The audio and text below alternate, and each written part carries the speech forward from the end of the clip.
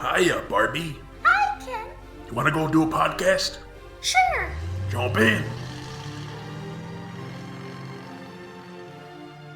Ladies and gentlemen, Barbies and Kens, Kellys of all ages, and everyone else, welcome to Binging Barbie, a Barbie movie podcast. I'm your host, Jay, and with me I have my wonderful co-host. Look how low he's sunk, a royal bird languishing in the stink hole where they keep prisoners and ruffians. John. Oh, I'm sorry. I didn't mean to stoop so low. Oh, don't look at me. Don't look at me. For those of you just joining us, we are a podcast about Barbie movies. Every week we watch one of the straight-to-DVD animated Barbie movies, and we rate its story, characters, animation, voice acting, and music to see how it stacks up. This week we will be talking about the 11th Barbie animated movie and the second Barbie musical, Barbie as the Island Princess. Sounds exotic. Yes. Very, very tropical getaway. Sure. Yeah, it was released September 18th on DVD and followed 5 days later with a release on Nickelodeon. This is actually the first Barbie movie to premiere on DVD before Nickelodeon in a while. September. This is 2007. I forgot to mention the year. Yeah. Directed by Greg Richardson, who, once again, he's directed a few of these. Barbie, but made in 2007. You know. You know. Oh no, now we have to edit that together. We do. Sorry. Oh man, that's gonna be so marked. But hey, speaking of editing, yeah, Greg Richardson started as the editor on a lot of these Barbie movies and then moved up to director with Magic of Pegasus, and he did the last Barbie princess movie as well, 12 Dancing Princesses, and now he's working on Island Princess. And once again, we have our favorite writing team, Cliff Ruby and Alana Lesser. And as I mentioned, this is a musical. This is our first full musical since Princess and the Pauper. Right. The music is by Arnie Roth, and the original song lyrics are by Megan Cavallari, Amy Powers, and Rob Hudnut. They're the ones who did the music for Princess and the Pauper, so the whole team's back. This is kind of the spiritual successor to Princess and the Pauper in some ways. In some ways, yes. Very different style for this one. Yeah, sure. It's very unique among these Barbie movies. It takes its inspiration from Tarzan, the Edgar Rice Burroughs character, though a little bit more refined. Here the Barbie plays the Tarzan character, but she's not nearly as... This actually is a lot more akin to George of the Jungle. Oh, okay. Because here, Barbie goes to the mainland, where Tarzan mostly stays. Well...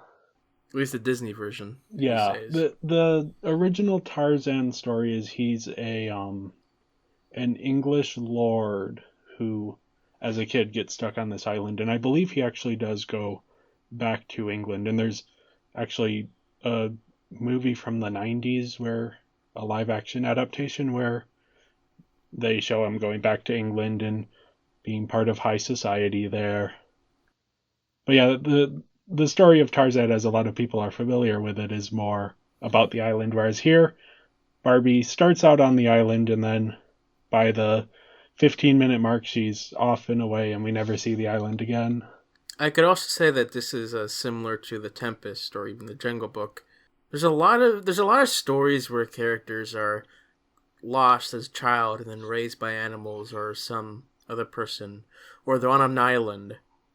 Yeah. But then this hunk of love interest comes in and takes them home. Yeah, and it even has similarities in that to The Little Mermaid. Mm-hmm. Not as much as some of these other Barbie movies have had similarities, but there is some of that. And then there's also a little bit of Dr. Dolittle. Oh, just yeah. In terms of that's Barbie right. can talk to animals here, and that becomes... Why she can talk to animals, we don't know. She just does. I mean, she grew up with the animals, That so... doesn't mean the same thing. Like, she has conversations in English with them. Yes. Everyone else hears noises. Why doesn't she hear the noises? The mechanics of it are a bit odd. It's using the logic that these Barbie movies have had before, where starting with Princess and the Pauper, the humans can't understand the animals, but the animals can all understand each other. Right. So here, it's the same thing, but now Barbie can speak this, well, can understand this universal language. She speaks the animals in English. How she learned English, I don't know. I don't think they need to explain that. Well, no. Like, she was a little girl. She would have known Yeah. English. How her English was good enough to survive her being on that island for that long without any other contact with other people speaking English? I mean, she'd be speaking it the entire time to the animals. Yeah. I don't know. It isn't an issue with the movie, I don't think. It's just kind of things that made me pause and think, the logic here is not a real world logic. It's very Of course magical. not. She talked crocodiles away from eating someone. Where's the logic in that? Well, they were nice crocodiles. Still, crocs are not going to be talked down from wanting to eat something, or they're hungry. Are there crocodiles in the South Pacific? I mean, there's crocodiles wherever you go, but yeah, sure. Who knows? Yeah, now I need to look. Do islands have elephants? I don't know. Yeah, I mean, elephants are good swimmers, but I don't know if there are South Pacific elephants or red pandas and or peacocks. Do you ever This see them island together? is a little bit strange in terms of the flora and fauna. It is. It's all taking these sort of exotic animals and bringing them together into this one place. Mm-hmm. Which is interesting. This is the most zoologically diverse Barbie movie we've had thus far. For sure, yeah. Red Panda was like, oh, look, a red panda. That's so different. Although, I think the red panda would have worked nicely with our villain, because their color schemes match. Yeah. Well, yeah, let's dive into the story a little bit. So, The very vague summary is it starts off, there's a storm, and we start off on this island where a gay couple, a red panda and a peacock who, I mean, the movie never confirms it, but they basically act like a couple. It's Timon and Pumbaa, pretty much. Yeah. They find a young girl washed up on the shore of their island paradise, and they choose to adopt her and raise her. And then we flash forward several years later. Ro, the little girl, is now a teenager or young adult, lives happily with her two gay fathers and adopted sister, Tika, the elephant. Ro is mostly happy until a human prince shows up on the island and causes her to kind of question her place in the world and think about, where did she come from? Who were her real parents? And so she decides to go and find answers, and her family joins her, and they get back to the prince's kingdom of, I believe it's Apollonia. Something. Yeah, the name isn't important. And the prince's parents, though, have promised him to the daughter of Ariana, Queen Ariana, who's a queen of this other kingdom who secretly has this revenge plot against the prince and his parents. And yeah, the plot kind of plays out with Ro and her family from the island kind of learning about this society, this kingdom that they have no familiarity with, and Rose falling in love with the prince, but then at the same time the prince has this duty to marry this other princess. Things come to head at the engagement ball where the date of the wedding is moved up, and the evil Queen Ariana poisons the kingdom's animals, frames Ro and Ro's family for doing it, for bringing a disease in, but Ro and Tika and Sagi, I believe that's his name, and Azul are being taken back to their island when the plot here is a little complicated because Ariana has this other thing where she's trying to murder Ro. They end up in the water. The dolphins save them. Ro swoops in to save the day, stop the wedding, and she finds out she is actually Princess Rosella, the daughter of the queen of a different kingdom. Mm-hmm. And then she and the prince get married, and Princess Luciana, the daughter of Queen Ariana, who's actually a nice person despite her mom, ends up vaguely with someone, and Ariana ends up in the mud with the pigs. That's the last we see of her. Yep. Here's a question, though. What happens to her? She's a queen. Yeah. Like, do they put her in prison? Does she have diplomatic immunity? What happens to her? Yeah, because technically speaking, she would be the highest authority in her kingdom. Yeah, this would be like an act of war. Yeah.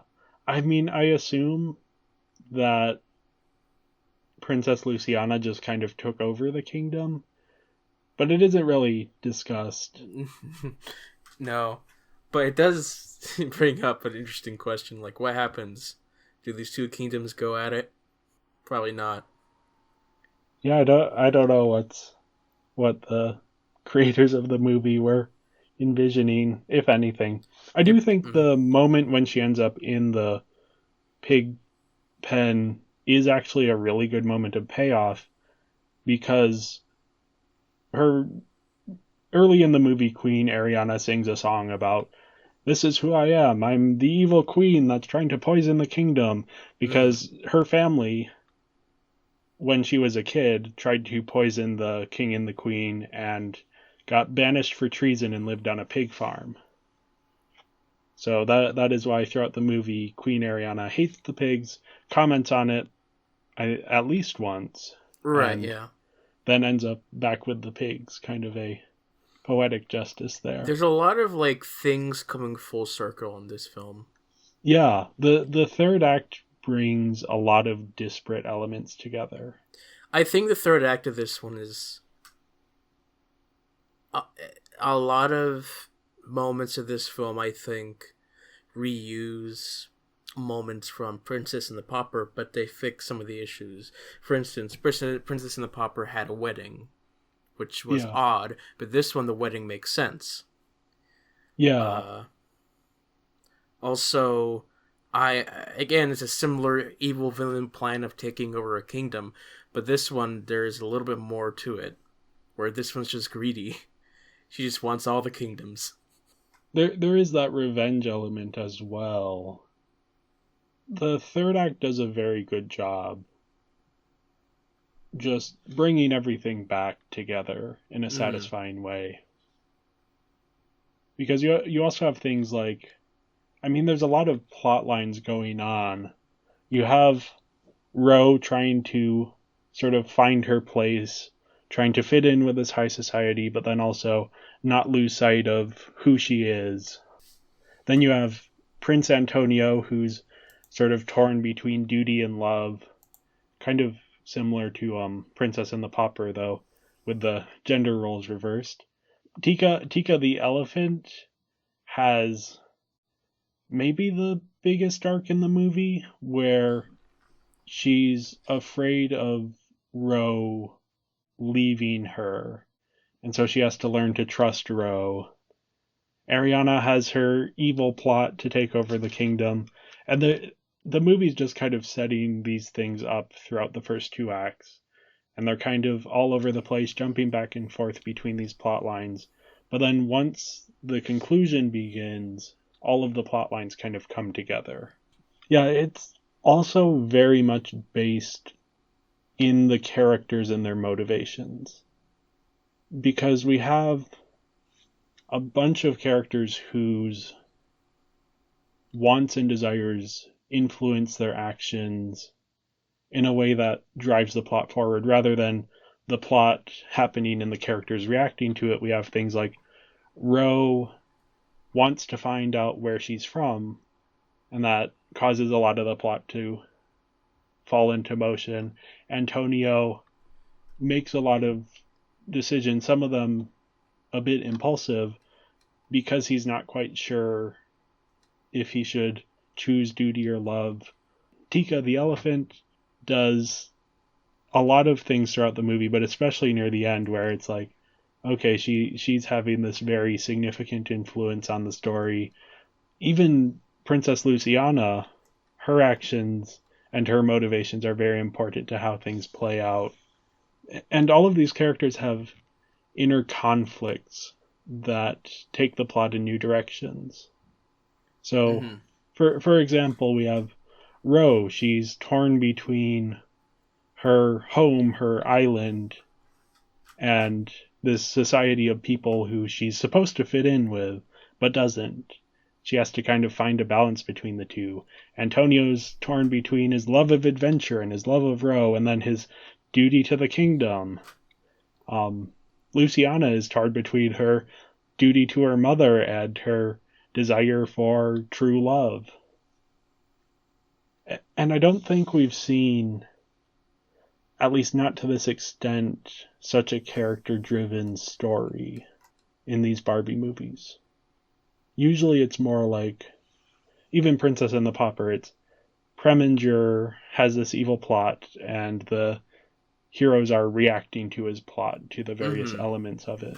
Whereas here, so much of Ariana's plot only really takes effect in the last act.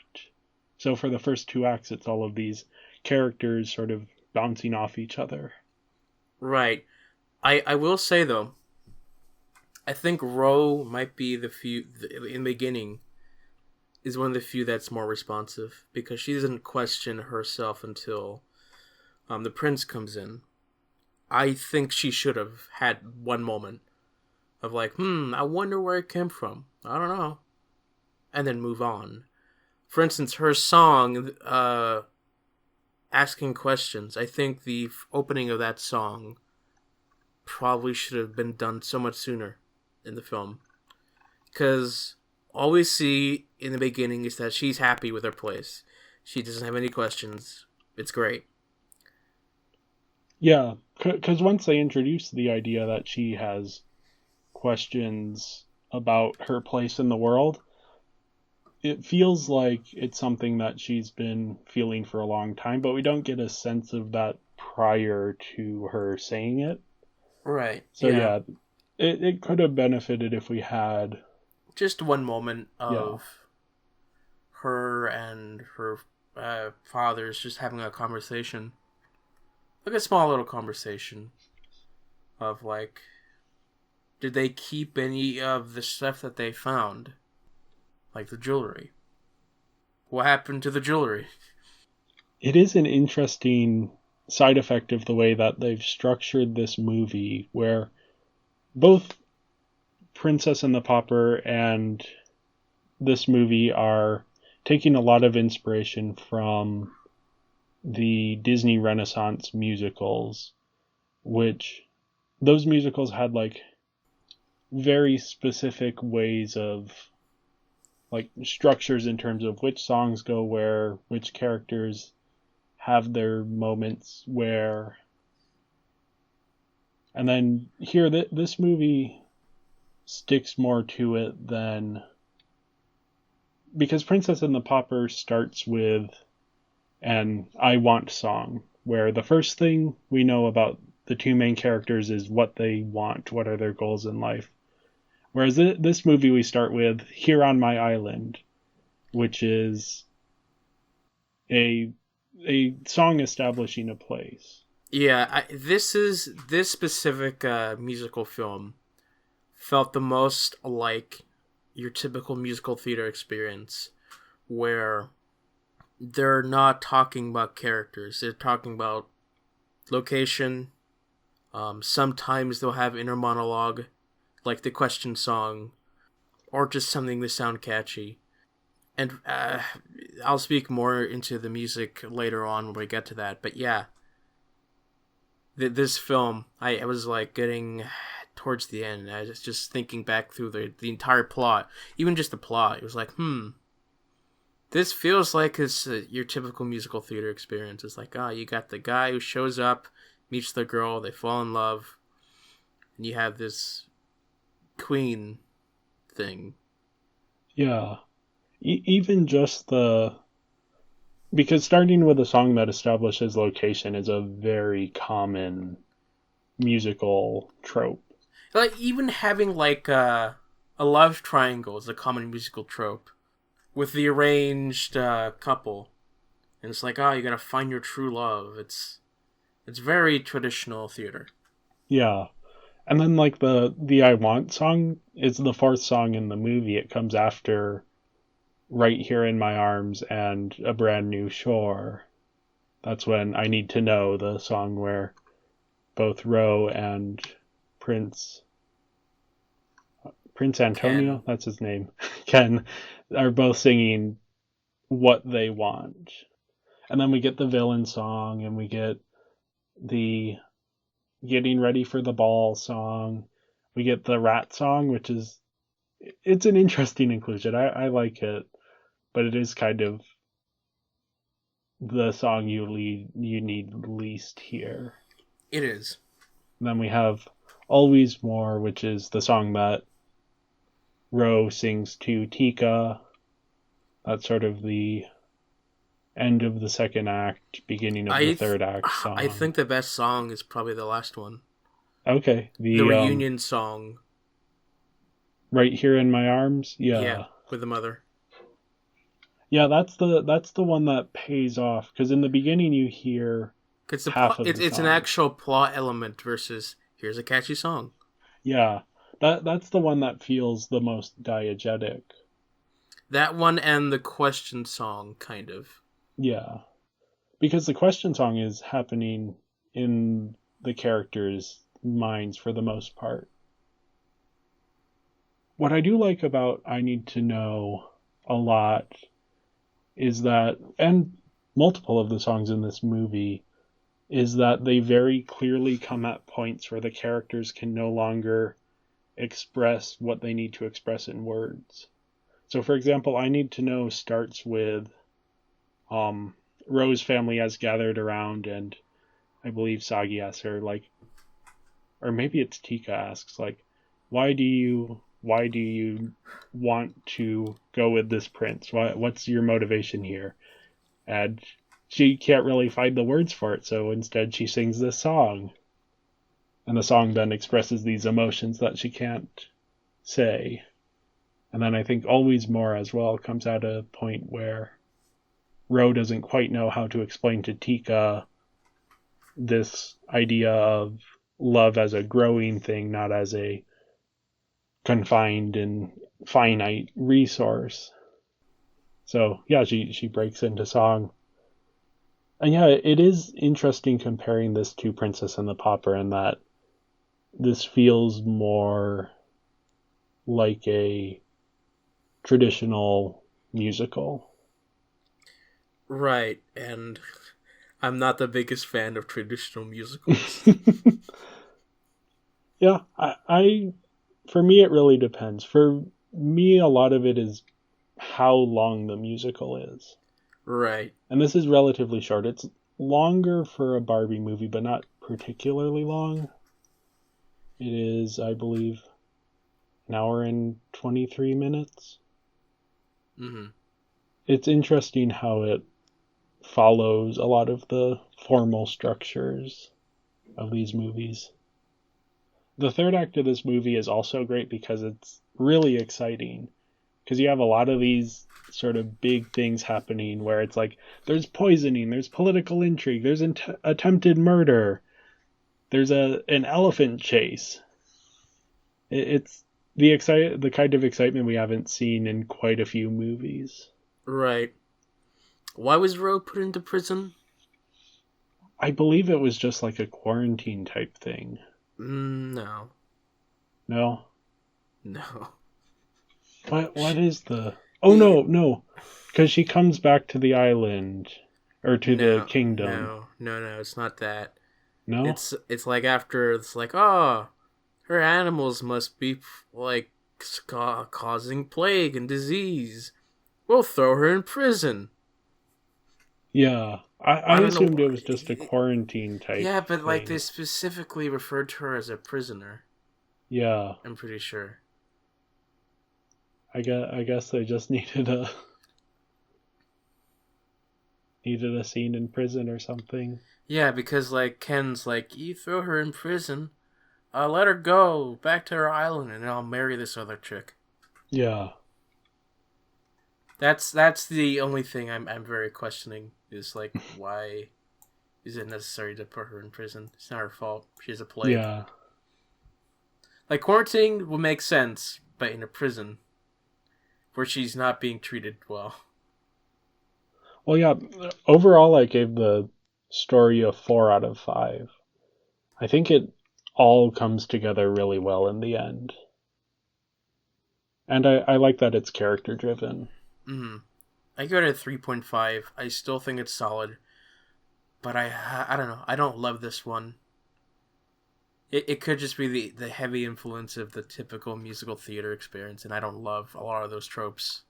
So Yeah, there's moments that's that I fair. really like, but most of it's like, yeah, I get it. Yeah, next up we have the characters. This is honestly where I have more to say because this movie is so character driven. Mm-hmm. The characters have a lot to do. So first up is Ro, aka Princess Rosella. I know I say this quite often, but she is actually one of the more interesting Barbie heroes. What I think makes her really interesting though is that she's a third culture kid. Third culture kids are kids whose parents are from one culture but who have lived in a different culture. Born in human world, but grew up on the island. Yeah, in this movie that's how it works. But there are actually it's a real world group of people, which I'm a third culture kid, and I hope I'm not blowing up your spot by saying you are as well.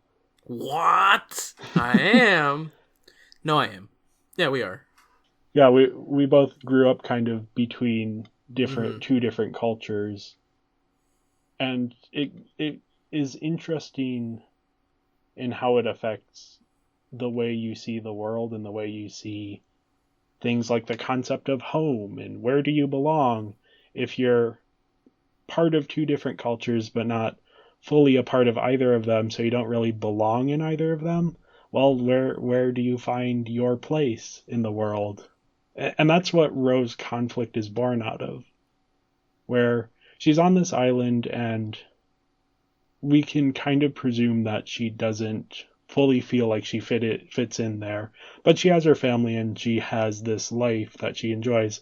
And then someone comes from the outside world and she's like, "Oh, maybe that's where I belong." Then she goes there and she's like, "Oh, no, I don't really belong here either." Hmm. And she kind of has to find her worth as someone who can move between these two cultures and who has these two different influences. And there's even things like she speaks two languages. That's a common third culture kid thing, being able to sort of move between and translate between two different languages. She has a lot of traits of both cultures, but doesn't fully fit in either. I think the dress song does a really good job exploring this, where on the one hand you have Tallulah the monkey, who's sort of this high society influence, and then you have Sagi the red panda, who's Ro's father, and he's the island influence. And then Ro's just like, well, I don't really fit it either, so why don't we combine the two? And that's how she gets her big dress for the movie. Mm-hmm. That big dress. Yeah, it's a good dress. It needs more green. That's my Yeah, critique. It's like, it could use a little bit more green accents. and green is actually a color that has association with third culture kids because it's a combination of blue, one distinct color, and yellow, a different distinct color. So you would get that as well, a little bit of thematic. But no, here it's just blue, which she is the island princess, so having the ocean blue is But yeah, I think what's interesting about Rose's arc is that she's learning to find comfort in her family and friends. What I think doesn't work about her arc is the reveal that she's a princess. Yeah, even though that was obvious from the very minute she appeared on screen. It's like, oh, she's a princess. Look at that chest full of items. She has a title in the film. Plus, if they're following your traditional musical theater experience, she's gonna be a princess. Yeah, It's how it happens. I understand why it's there, but I think it makes the ending less interesting. It does. It makes Antonio's sacrifice and the king's willingness to allow it weaker. Because it's like, oh, thank heaven, she is a princess. Yeah, Versus like, all right, fine, marry the common lady. yeah. Even the idea of for Rose arc, so much of it is built into her relationship with her adopted family. So to be like, okay, now here's her real family and they're also royalty. It's like it's too easy a solution. Where she's like she finds what she's been looking for. But I don't really get the sense that what she was looking for, or how do I put this? She doesn't question constantly who she is Yeah, that often, like what her family is. She does earlier on, and maybe once more, but then it's almost forgotten about. it doesn't feel like the fulfillment to her arc, except for the song thing. And the Right. song thing is really good payoff. But I wonder if it would have worked better if Rose's mom hadn't been the queen. Yeah, the thing I kind of compared it to, and this is maybe controversial, but it reminded me of Star Wars: The Rise of Skywalker, where Yeah, that makes sense. Rey is revealed to. In the previous movie, Rey had been revealed to be, oh, you're no one. You aren't part of any of these great galactic dynasties. And then in the next movie, it's, oh no, you were actually part of one. We were lying. And it's like, sometimes it's more interesting to have a character who comes from the outside. And in this movie, especially, I think it would have been so much more interesting if Ro wasn't revealed to be a princess. But it was the obvious decision. Yep. She's also wearing a towel for a lot of the movie. I know. I know. It's like, as soon as she was on the boat, entering the land of the kingdom, I'm thinking, I don't know, this is a little bit taboo for that time period. Wouldn't you think? Yeah. I mean, the thing that bothered me more was that she wasn't wearing shoes. Oh, that's fine. Like, just imagine the walking around the kingdom, or even the deck of a ship. That's a wooden ship. And she's stepping on rocks and sticks. But the island seems to be a lot of like dirt paths and sand, and whereas when she gets to the kingdom, it's more like hard stone, and yeah, it just didn't seem all that pleasant. I didn't pay attention enough to see when she finally did get shoes, but I'm assuming she did. I don't remember. I do love the dress that she designs for herself. Uh, I think it's a clever, just like it needs to be in the movie for her character. I think the peacock feathers are a bit much. Like, I probably would have used those feathers as starting just at the collar, as a collar, the back collar, and not being that large, just like the top of the feathers, starting at the collar versus down at her hips. Yeah, I like what they're going for with it. I did actually I'm kind of as we're watching these movies, I'm working through a video rating the Barbie movie costumes on historical accuracy from the YouTuber Karolina Zabrowska. And for this particular dress, very accurate to the time period. But what this YouTuber suggests is there's a different dress with peacock feathers where it's actually the peacock feathers are part of the skirt. And the illustration of it looks great.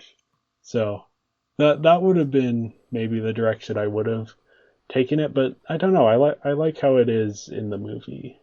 Mm. Mm.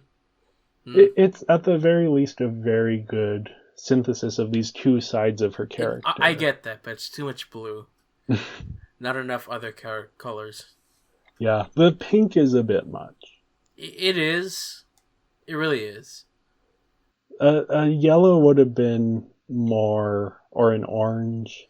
That would have fit the tropical theme as well. Yeah, but pink is Barbie. Yeah, I think that's part of what's motivating them with this dress design. Yeah, next up we have Prince Antonio. He's a good love interest here. He has actual wants of like, I want to explore.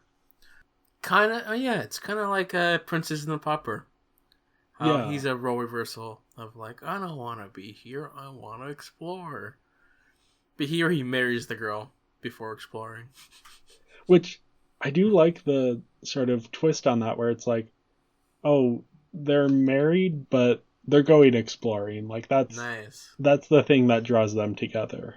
Mm-hmm.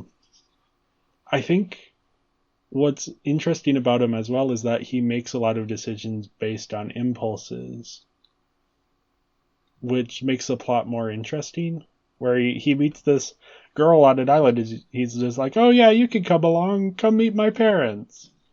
And then later on in the movie, he's like, okay, well, at first he wants to sort of leave the kingdom and be like, no, I don't want to be king if I can't marry who I want. And then he only changes his mind to help Ro. And yeah, I mean, his romance with Ro could have been explored better. They don't get a ton of time together. They don't. Because they're kind of wrapped up in their own plot lines. He spends a lot of time with the other girl. What's her name? Luciana, yeah. Yeah, Luciana. I mean, they have different plot lines going, so I get it. But I could have used a scene or two between Antonio and Ro. Yeah. Sort of in that time period between when Ro arrives in the kingdom and when the engagement ball happens. Mm-hmm. There isn't much interaction between the two of them in that chunk of the movie. But yeah, all around just a very strong love interest. And a character in his own right as well. Mm-hmm. Yeah. So next up I have Tika, who... The first thing you need to know about Tika is that she's just a kid. Because I've seen a lot of people talking online about how, oh, she's such an annoying character, she's whiny, she's selfish. And it's like, yeah, that's because she's like a child. And she acts like a child would. She isn't motivated by selfishness. She does act selfishly, but she's motivated by fear. Yeah. And that's one of the first things we know about her is this nightmare that she has that, like, Ro has to comfort her. And that she has this fear that is sort of going on underneath the surface. And it's this fear of rejection, of abandonment, of losing the only family she has.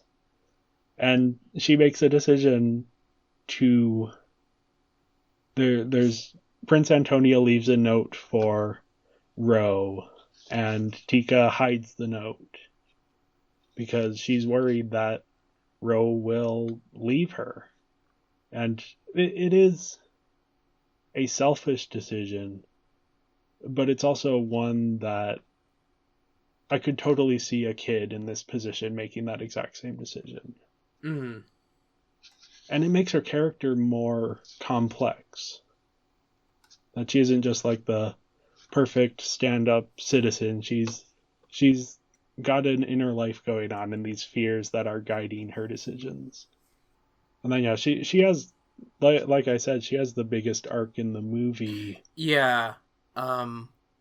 especially for an animal sidekick. We haven't really had much of an animal sidekick with a strong role or even character arcs technically since Magic of Pegasus, but the Pegasus was actually a person. But Yeah. thinking back, it's really Rapunzel with Penelope. So it was good to see that again, even though this design is not as strong as Penelope's.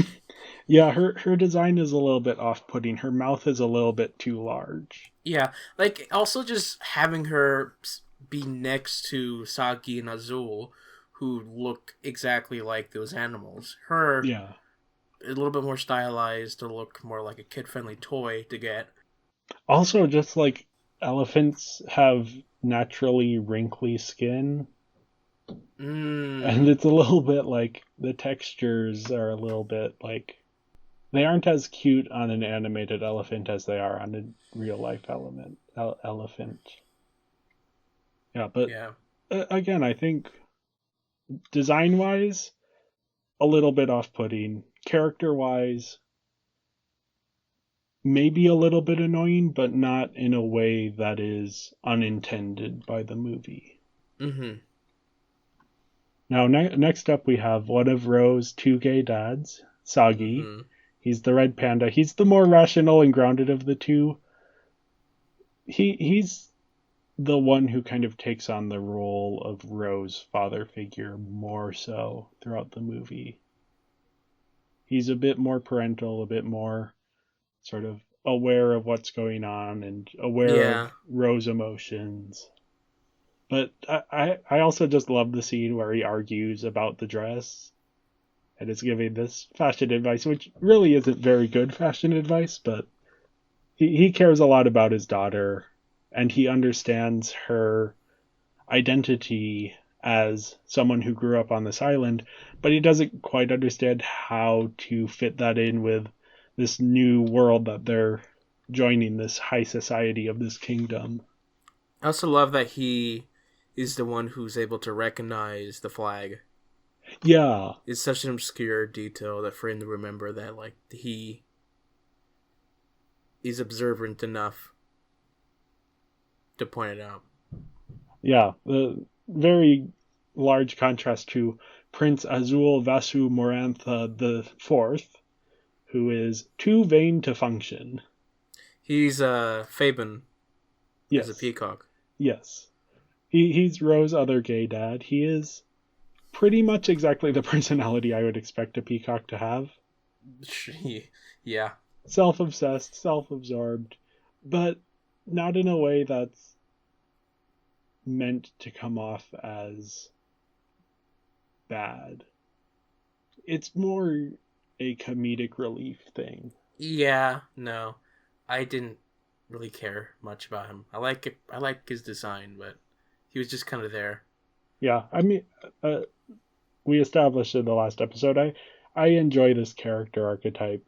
I don't think I responded as strongly to Azul as I did to Fabian in the last movie, but I think he's fun. He has a lot of good comedic moments, and then his big moment is when he demonstrates how much he cares about Ro, which is when he gives her his feathers for the dress.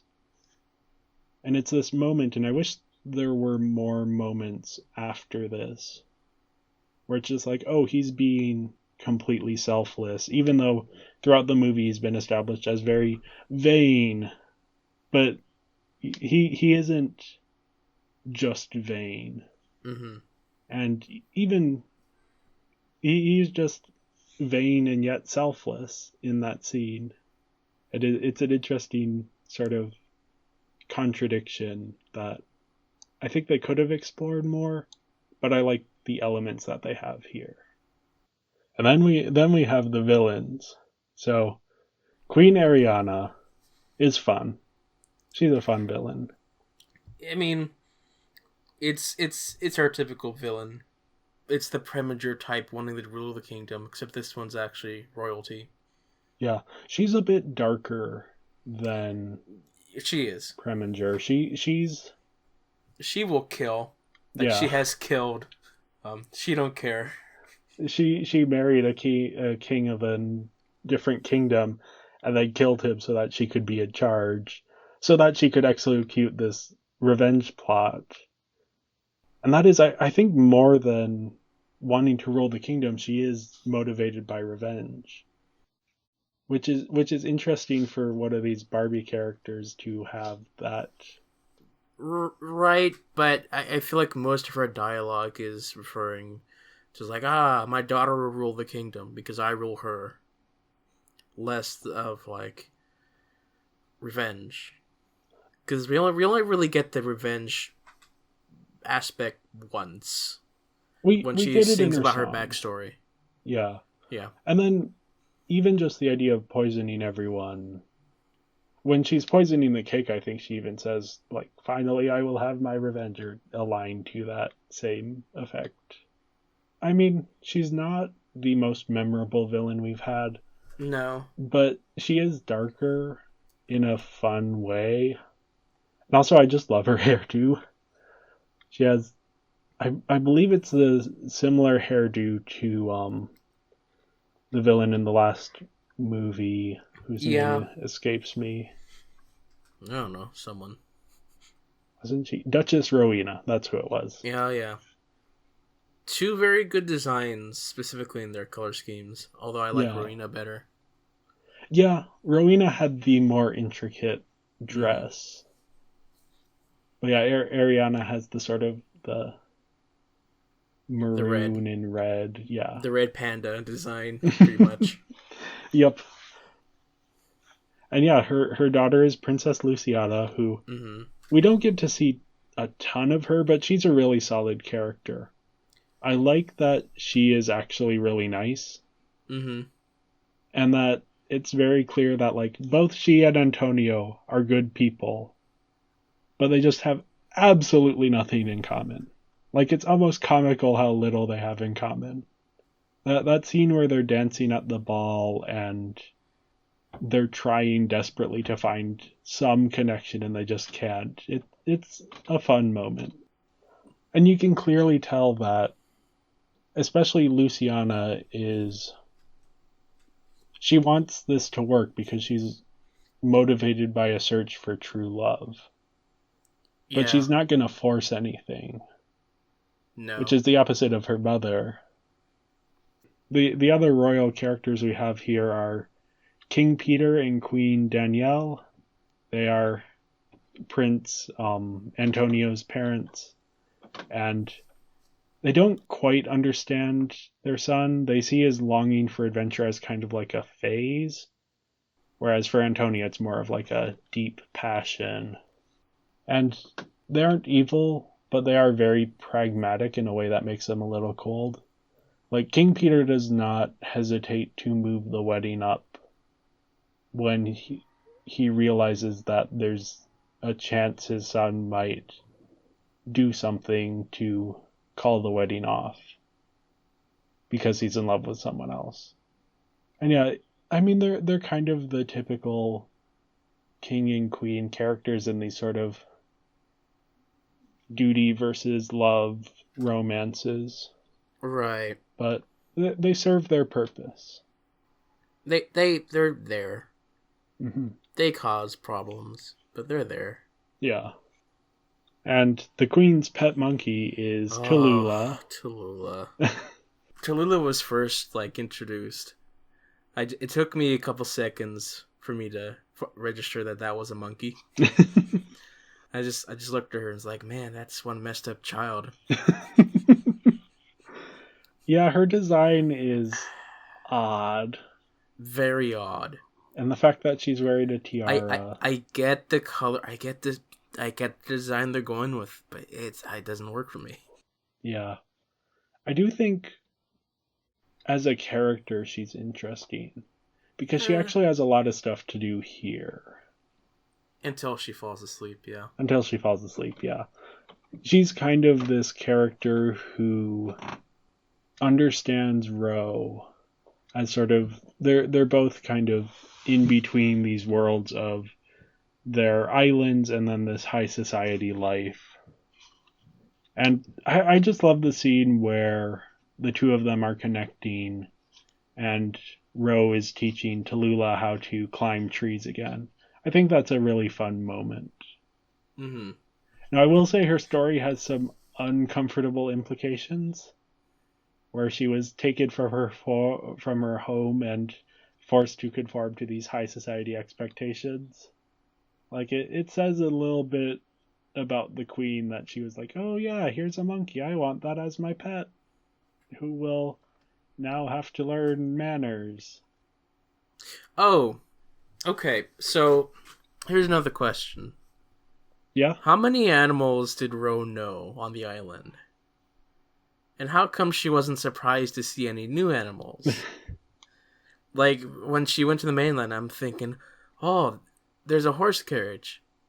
Has she never seen a horse before? I hope she's excited to see horses. Or pigs. Yeah, they skip over a lot of the, and I think it is somewhat to the benefit of they don't have a scene where Ro picks up a fork and says, "Oh, what's this?" But at the same time, it's like they're missing an opportunity there, as you Oh, pointed out. that would have been a really good character moment to show Yeah, that she grew up in a different culture, just being shocked by a different animal. yeah, because I think you can overplay that, which I think the Disney Little Mermaid does, Mm-hmm. where it's like, "Oh, she's from a different world, and now we're gonna spend a lot of time on how exactly that affects things." But yeah, there could have been a scene at some point to establish that a bit better. Now, the last characters I have down here are the three mice. I don't believe they get names. They do. They do? Okay. I think it's like Matt, Pat, and some other name. Matt, Pat, and Welcome to Game Theory. Yeah, it's Matt, Pat. It's They, Nat and Pat, and yeah, Matt. Matt is the mime rat. Yeah, yep, that's it. Okay. Yeah. They don't have much character. They will do anything for cheese. That's the one thing we know about them. And I want to say that's a very relatable motivation. Sure. Cheese is good. It's sad that they don't get the cheese. They just Yeah. die. Poor rats. But I do like the symbolic gesture of like these rats are spreading diseases. Yeah. And even that Rowena was, or not Rowena, Ariana was smart enough to use the rats to do the spreading of this thing, which sort of goes along with her plan to frame Ro. Now it does bring up an interesting question. How does she communicate with the rats to do her deeds? Yeah, I think it's just the thing of all of the animals can understand English and only Ro can understand the animals. And that must be like a generally understood thing. Mm, Because even like Tallulah is treated like a human right, who you're can't right. But talk. Antonio doesn't talk to the crocodiles. Be like, hey, don't eat me. Yeah, I don't know what. Yeah, the exact mechanics of what's going on with the animal communications is a bit odd. Hmm. It's not quite as simple as like Doctor Doolittle. Yeah, there's some. Again, like I said at the beginning, it's a bit of like a magical thing where you kind of just have to go along with it because it doesn't make sense otherwise. Yeah. Overall, I gave the characters a 4.5 out of 5 because they're so interesting. And this is a character driven story. And the characters have interesting motivations and interesting inner conflicts that then come out in ways that affect the plot. Yeah, this is a number that's likely gonna change further down the line. But at the moment, yeah, I give it a 3.5, where I think they're Okay. solid. But at the moment, I wasn't really grasping to any of the characters as strongly as before, really. Yeah, I think that's fair. I think one of the reasons I connected is just with Ro as a third culture kid. That isn't something that occurred to me right away, Mm. but once I kind of put two and two together, it was like, oh, now I see her character completely differently.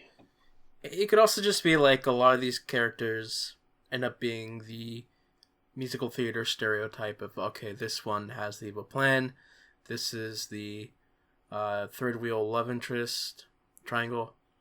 We have the friend who's a little bit selfish, doesn't want this thing to happen. The parents who don't understand.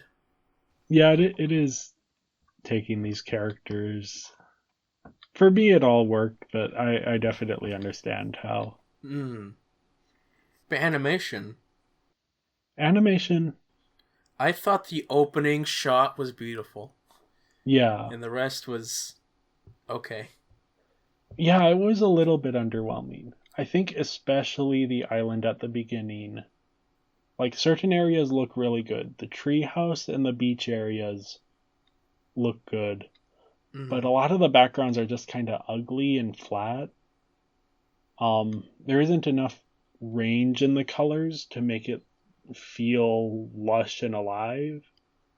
It's a lot of like duller greens and dull blues instead of blacks, I and think the weakest thing as well is also the mud animation hitting the characters.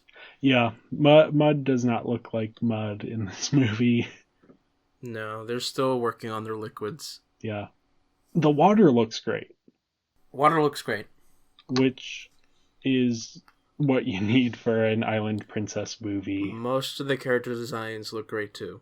Yeah, I just think especially the island at the beginning needs more pops of color, Mm-hmm. because they have the greens down and they have the browns and they have the blues from the water, and the shadows of all of the trees are blue. Not quite sure why. Those probably should have been black to make the colors pop a little bit better. But you also need like the flowers and things to make the island feel exotic and alive. Which, I mean, it already does feel exotic and alive, but I think there could have been like a little bit more. I will say the animals are well designed here.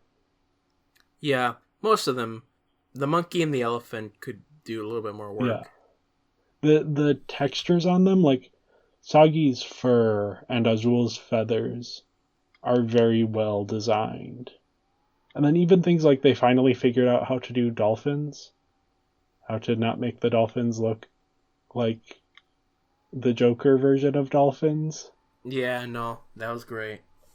And then another thing I noticed is that this movie has a lot of cameos from I character I models from s- other I movies. saw Felix the parrot. Yeah. Yep. Felix the Parrot, both Serafina and Wolfie from Princess and the Pauper show Mm-hmm. up. There are other sort of characters from different movies showing up, and then several of the 12 Dancing Princesses show up. Of And a few course, of them show up in their original dresses, which that seems like a cost saving measure, but it it is kind of is. fun to spot. Obviously, I couldn't tell who was who. Of course, especially when you have the prince's three sisters who are the same character model with different hair Yep. colors. I mean, Yeah. I couldn't tell if our favorite late night show host, Fallon, showed up from 12 Dancing Princesses, but I think it's obviously it's a cost saving measure, but I think it's fun to be able to spot those little details and those references to other movies. mm-hmm. And they never like get in the way of the story. There was just something missing from this in terms of animation. I mean, overall, it's just solid generally. Yeah. It was just a couple things didn't work out. Yeah. I think if the island had looked better at the beginning, and if Tika and Tallulah had been better, I would give this a higher score. But yeah, right now I have a 3.5 out of 5 as my score for the animation. Yeah, I'd have 3.5 as well. Generally, that's how most animation looks. So Yeah, it's good, but it could be better. it always could be better. Yeah, it doesn't feel like as much of an improvement as some of these have been. Mm-hmm.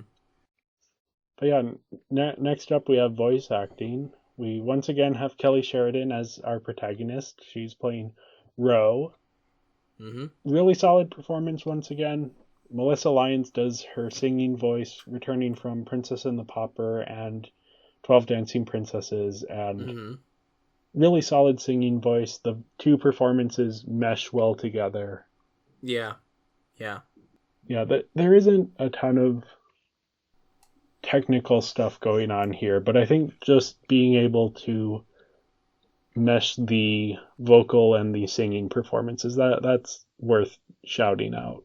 It is. Yeah. We also have Alessandro Giuliani. He's playing Prince Antonio, and he's been good in all of these movies that he's been in. I mean, they're all generally the same, but they're good. Yeah, I think he shines especially in the songs. And then he also has a moment where he's imitating Azul. It's just a little fun vocal moment. Yeah. And speaking of Azul, we have Steve Marvel as Azul. He is a new actor to these Barbie movies. He This is his first Barbie movie, and I believe his only Barbie movie. He's a TV actor, although he hasn't been in much that I recognize. This might honestly be his most high-profile role, and he just knocks it out of the park. He captures exactly what you need Azul to be, this sort of self-important, self-obsessed, vain peacock who just the line delivery works so well. Yeah. And then I believe he also does some of the squawking for him. So There's a lot of newer people here that I don't recognize. yeah, because we do also have yeah, just new people all around in the cast. Just looking at it, we have Susan Roman as Tika. We have Patricia Drake as Queen Danielle. We have Bets Malone as Tallulah, which these aren't. I didn't do much research into these performers. But yeah, it's interesting to have new voices here. Yeah. One thing of note that I found when looking at the cast list is that we of course have Britt McKillop returning. She does a lot of just background voices. But interestingly though, her sister Carly McKillop is here as well. And this is her only Barbie role. She doesn't do a lot. I thought that was interesting. I didn't really realize that she had a Yeah, sister. and they are playing sisters in this movie, so that's kind of a real Correct. world parallel. It's odd. We also have Andrea Martin playing Queen Ariana. Mm-hmm. This is her first and only Barbie movie. She's kind of filling in as the celebrity voice here, though she's not as big as any of the other celebrity voices we've No. had. But she was in My Big Fat Greek Wedding and Hedwig and the Angry Inch. So she is known for things outside of voice acting. And I think she does a great job, particularly in her song where she integrates an evil laugh into the song. And it's just such a great moment, and I'll probably talk about it again when we talk about that song. But yeah, overall a great performance. Yeah. And then the last performance I wanted to spotlight was Candice Nicole, who's playing Princess Luciana. This is her first and only Barbie movie, and she doesn't Mm-hmm. have many credits outside of this. But I think she did a very good job making Luciana likable, which is important because her character is very limited in terms of how much time we have to spend with her. And so we have to get the sense that she's a good person very early on, and I think she did a good job. So yeah, overall, I gave the voice acting a 4.5 out of 5. Just strong across the board. Some really solid performances, some standout voices here. Yeah, And the singing as well bumps up that score a little bit. of course. And I gave it a 4 because we got a lot of new people who do solid performances. And, of course, singing. Yeah. And speaking of that singing, we have music up next. Music. More of these movies should be musicals. Yeah. I mean, yes. I agree. But it really depends on how they do the musicals. Yeah. This isn't as strong as Princess and the Pauper. Even the lyric writing isn't nearly as strong, although there are quite a few more songs, so I can understand why. They're solid. I don't love them immediately. They're also just stylized very typical, again, traditional musical theater in the way that they are mostly there to set up the world, less of the characters, and more just be fun. Yeah. I do think they are well integrated into the story. Mostly, Um, yes. but yeah, I don't imagine I'll be listening to most of these songs on their own. Like, I've been listening to the Princess and the Pauper soundtrack every once in a while. It immediately caught my attention, and I love the way it Yeah. sounds. Here, the performances are good. Some moments I like, but I don't love it. Yeah. I've honestly even listened to songs from Barbie Diaries more than I think I'll listen to most of these songs. Okay. But yeah, I mean, just by having songs, the story is able to quickly establish characters, locations, and motivations. I wish they did that more with Ro. But it sticks in your brain when It it's does. It does. introduced in a song. Whereas, 12 Dancing Princesses, we were commenting on it in our review, you don't remember any of the princesses, but you can imagine if there had been a song where each princess says, I'm Princess Fallon and I do late night talk shows. Mm-hmm. Like that would stick in your head.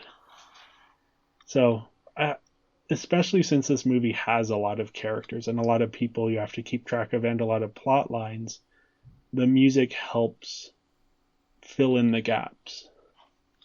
And yeah, I wrote down my favorites. This is in order of when they appear in the movie. I didn't rank them in terms of how much I like them. But first up, we have Here on My Island. That's the first song in the movie, kind of the introduction to the island and island life. And it does a really good job establishing the island as this sort of paradise that then, I still would prefer more of the characters in the song. yeah, I think it would have been, as you're saying, give Ro a little, not even like a verse, just like a few little lines in there of like, where did I come from? How did I get to this island? And then maybe even have like Tika butt in and say, but that's not important because we're here on the island. That would kind Sure. of foreshadow the conflict between those two characters a bit more. But yeah, I think as a table setting song, it works. It kind of gets you in the mood of the movie. And then, yeah, the next song I like is more of a character song. It's I Need to Know. This is the I Want song where Ro and Antonio are singing about, I need to know these answers. I need to find my way. Yeah, I think this is the one I like the most because it's the character's inner thoughts. Yeah. I think it's also just the strongest musically. It probably is, yeah. I even just like when Ro is listing things of like, is this the tree he sleeps in? What can he see from up there? Sort of, she's exploring the world, but very internally. She's not asking these questions. She's figuring them out for herself. Mm-hmm. Yeah. Next up, I also really like the song Love is for Peasants. Now, I think the song overall is okay. It's establishing Ariana's evil plot and her backstory and Luciana's sort of reluctance. But what really sells it is the ending, which integrates or not Rowena, Ariana's evil laugh into the music.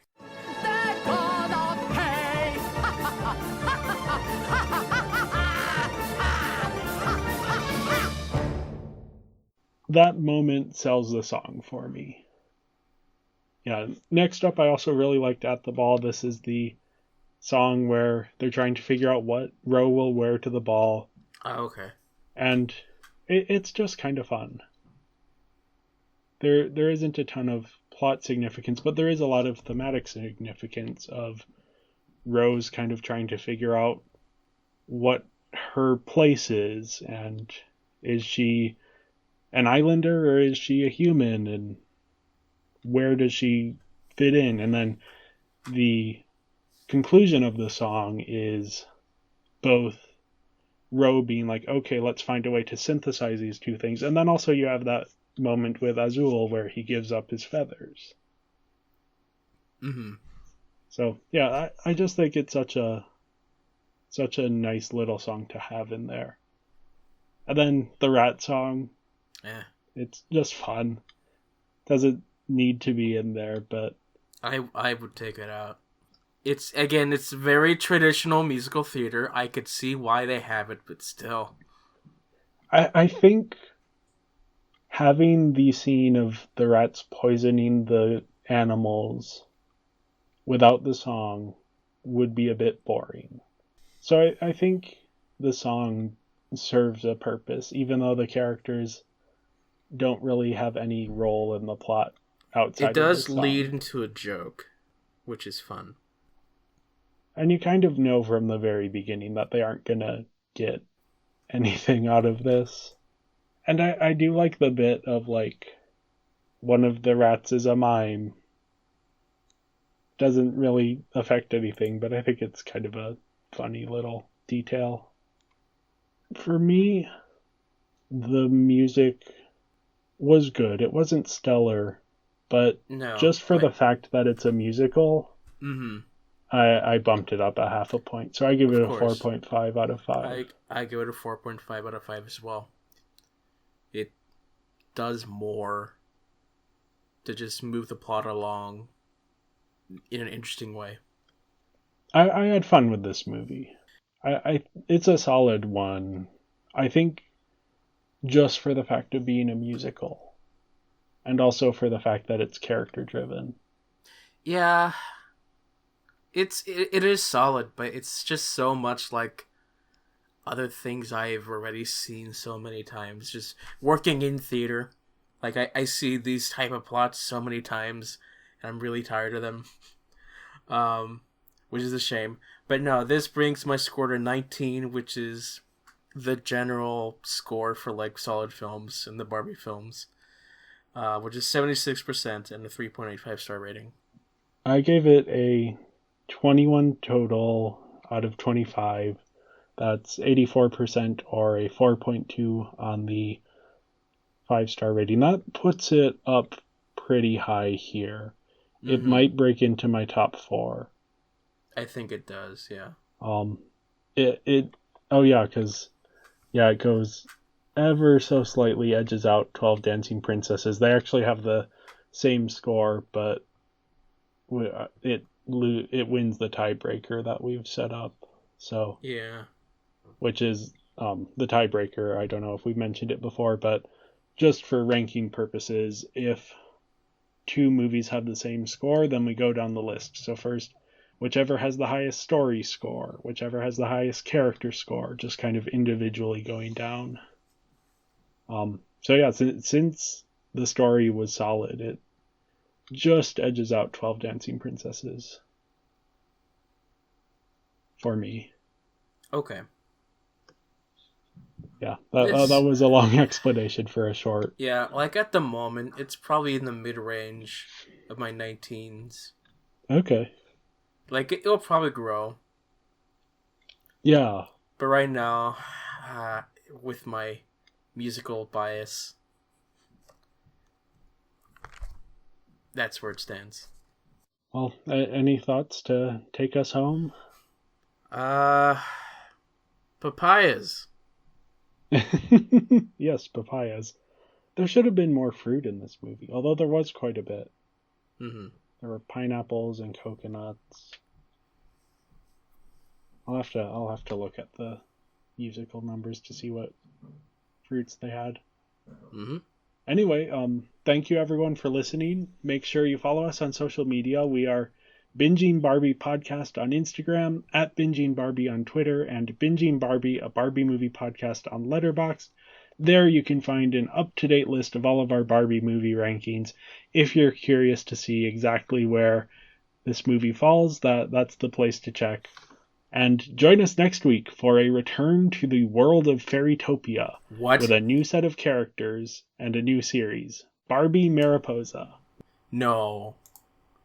No. Oh, yep. It's a spin-off. Oh, no. Barbie Mariposa. No.